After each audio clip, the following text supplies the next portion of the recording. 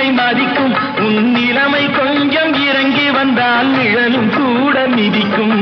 உயர்ந்த இடத்தில் இருக்கும் போது உலகம் உன்னை மதிக்கும் உன் நிலைமை கொஞ்சம் இறங்கி வந்தால் நிழலும் கூட மிதிக்கும் மதியாதார் தலைவாசல் மிதிக்காதே என்று மானமுள்ள மனிதனுக்கு அவ்வை சொன்னது அது அவ்வை சொன்னது அதில் அர்த்தம் உள்ளது பரமசிவன் கழுத்தில் இருந்து பாம்பு கேட்டது கருடா சௌக்கியமா